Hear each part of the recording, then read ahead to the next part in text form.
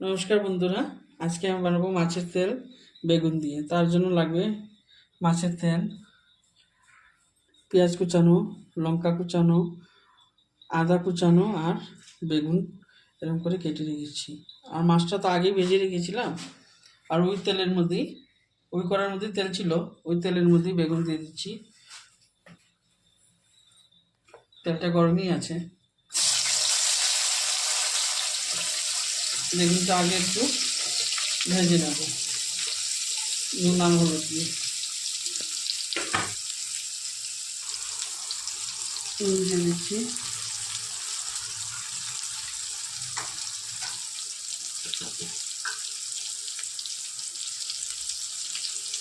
হলুদ দিয়ে দিচ্ছি,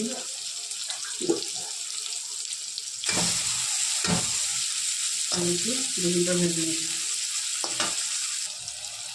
এখন বেগুনটা একটু ভাজা হয়ে গেছে, পেঁয়াজটাও দিয়ে দিচ্ছি আর মরিচ কুচানো আর আদা কুচানোটাও একসঙ্গে দিয়ে দিলাম, দিয়ে একটু ভেজে নেব।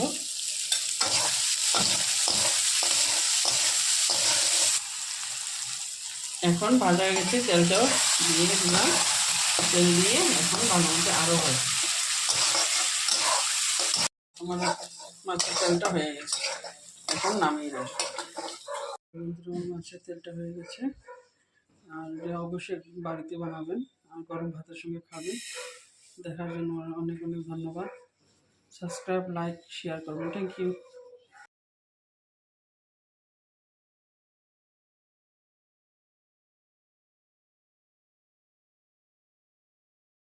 নমস্কার বন্ধুরা, আজকে আমি বানাবো মাছের তেল বেগুন দিয়ে। তার জন্য লাগবে মাছের তেল, পেঁয়াজ কুচানো, লঙ্কা কুচানো, আদা কুচানো আর বেগুন এরকম করে কেটে রেখেছি। আর মাছটা তো আগে ভেজে রেখেছিলাম।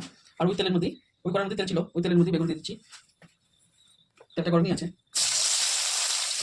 বেগুনটা আগে একটু ভেজে নেবো নুন আর হলুদ দিয়ে। নুন দিয়ে দিচ্ছি,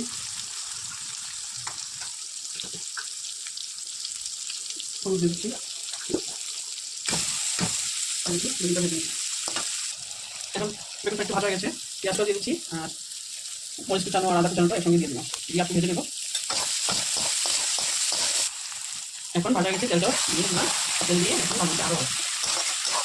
আমার মাছের তেলটা হয়ে গেছে, এখন নামিয়ে দেবো। মাছের তেলটা হয়ে গেছে। আর অবশ্যই বাড়িতে বানাবেন আর গরম ভাতের সঙ্গে খাবেন। দেখার জন্য অনেক অনেক ধন্যবাদ। Subscribe, like, share.